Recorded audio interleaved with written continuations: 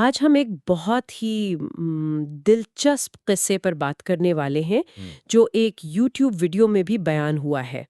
شداد کی بنائی ہوئی جنت کا قصہ۔ جی یہ کہانی قوم عاد سے جڑی ہوئی ہے جو تاریخ میں ایک بہت طاقتور، اونچے، لمبے قد والی قوم سمجھی جاتی ہے۔ بالکل اور ان کے بادشاہ شداد، اس نے تو خدائی کا دعویٰ کیا اور زمین پر ہی ایک بہشت بنانے کی ٹھان لی۔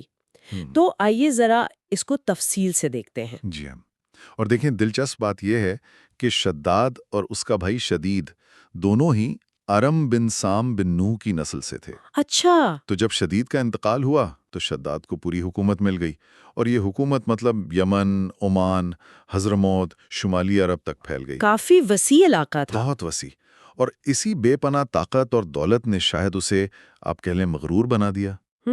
ظاہر ہے۔ اس نے پھر نہ صرف حضرت ہود علیہ السلام کی بات ماننے سے انکار کیا، بلکہ وہ خدائی کا دعویٰ بھی کر بیٹھا۔ خدائی کا دعویٰ؟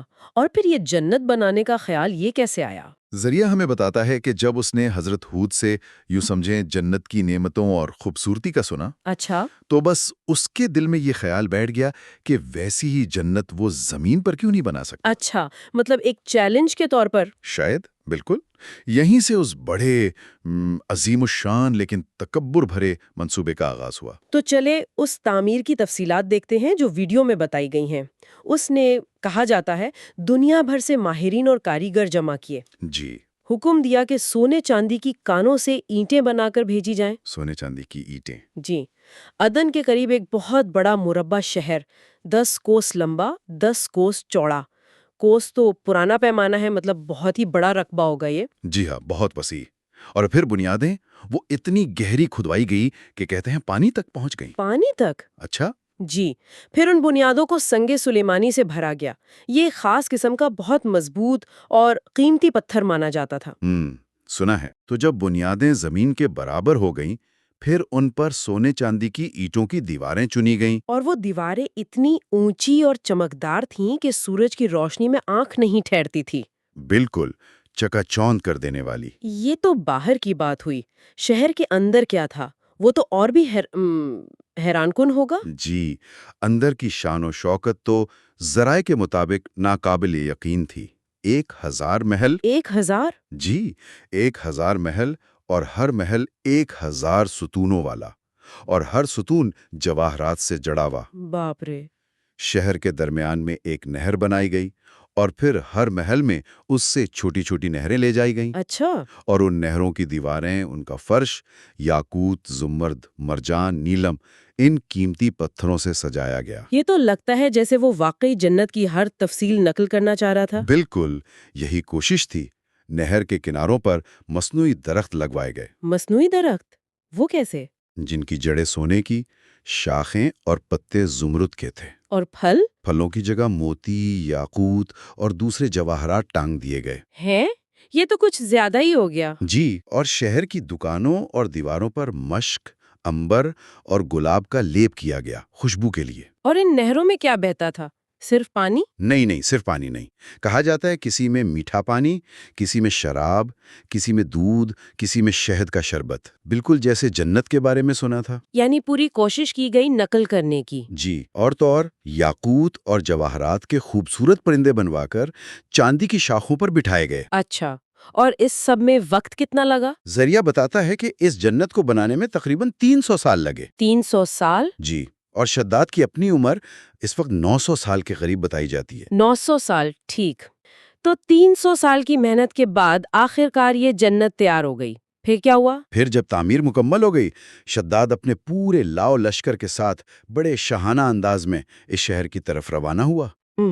جب قریب پہنچا تو تمام شہر والے جو وہاں بسائے گئے تھے اس کے استقبال کے لیے شہر کے دروازے کے باہر آ گئے اور اس پر زر و جواہر نچھاور کرنے لگے۔ واہ، بڑا شاہانہ استقبال۔ بالکل، وہ لمحہ آ گیا تھا جس کا اسے شاید 300 سال سے انتظار تھا۔ لیکن پھر کہانی میں وہ ٹوسٹ آتا ہے نا؟ عین دروازے پر۔ جی بالکل، ابھی اس نے گھوڑے کی رکاب سے ایک پاؤں نکالا ہی تھا اور دروازے کی چوکھٹ پر رکھا ہی تھا کہ کیا دیکھتا ہے، ایک اجنبی شخص پاس کھڑا ہے۔ اجنبی؟ جی، پوچھا تو کون ہے؟ جواب ملا، میں ملک الموت ہوں۔ او یعنی موت کا فرشتہ؟ جی، پوچھا کیوں آئے ہو؟ کہا تیری جان لینے۔ فوراً؟ مطلب کوئی مہلت نہیں، اپنی بنائی جنت دیکھنے کی بھی نہیں؟ کچھ نہیں۔ شداد نے مہلت مانگی کہ کم از کم ایک نظر دیکھ لوں۔ جواب ملا مجھ کو حکم نہیں۔ اچھا؟ کہا چلو گھوڑے سے اترنے تو دو۔ جواب ملا اس کی بھی اجازت نہیں۔ تو وہیں پر ایک پاؤں رکاب میں دوسرا چوکھٹ پر، اور ملک الموت نے اس کی روح قبض کر لی۔ اللہ اکبر! کیسا انجام؟ تکبر کا انجام، فوری اور شدید۔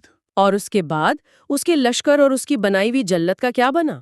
اس کے فوراً بعد کہتے ہیں حضرت جبرائیل علیہ السلام نے ایک بڑی زور سے ہولناک چیخ ماری جی۔ کہ اسی وقت وہ پورا شہر اپنی تمام آرائشوں، سجاوٹوں، محلات سمیت زمین میں دھس گیا۔ سب کچھ ایک لمحے میں؟ سب کچھ۔ شداد، اس کا لشکر، اس کی وہ 300 سال کی محنت سے بنائی جنت، سب تباہ و برباد، نام و نشان تک نہ رہا۔